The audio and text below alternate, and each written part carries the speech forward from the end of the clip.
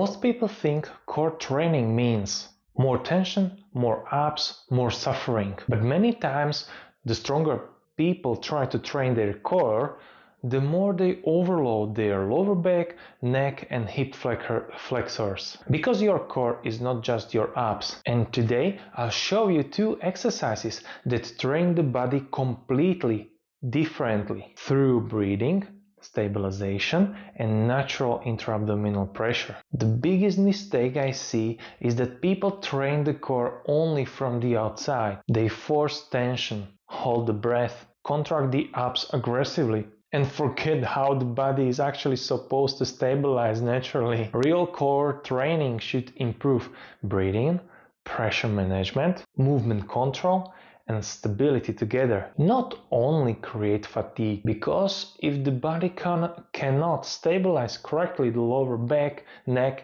and hip flexors usually start compensating, and over time this creates overload instead of true stability. Before I show you the exercises, you need to understand one important thing. Good core training starts with proper intra-abdominal pressure. That means the diaphragm, the abdominal wall, the pelvic floor and breathing working together as one system. Not aggressive bracing, not sucking the stomach in. Natural 360-degree expansion and stabilization. And honestly, once people understand this correctly, core training starts feeling completely different. If you want to learn intra-abdominal pressure and stabilization step by step at home, download my free ebook Core Stability Reset. You'll find the link below.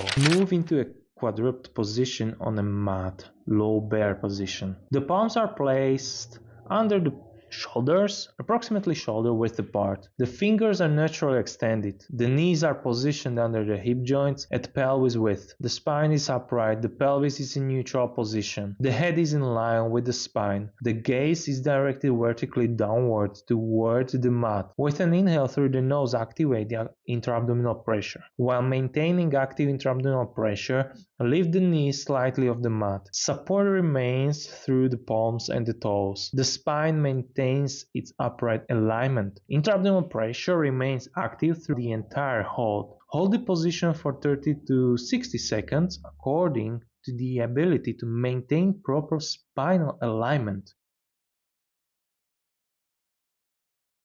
The most common mistakes I see are holding the breath, arching the lower back, creating neck tension, moving too fast and trying to use too much force. Remember, core training should create control, not only tension and fatigue. That's a huge difference. Moving into a quadruped position on a mat. The palms are placed under the shoulders, approximately shoulder width apart. The knees are positioned under the hip joints. Press the toes into the mat. The spine is upright and aligned. The head is in line with the spine. The shoulders are relaxed and kept away from the ears. With an inhale through the nose, activate intra-abdominal pressure while maintaining active intra-abdominal pressure. Lift the pelvis upward and backward into the high bear position. The knees remains extended or only slightly flexed. The pelvis moves backward and upward. The elbows are slightly bent and directed toward each other. The palms actively press into the mat. The shoulders remain relaxed without lifting toward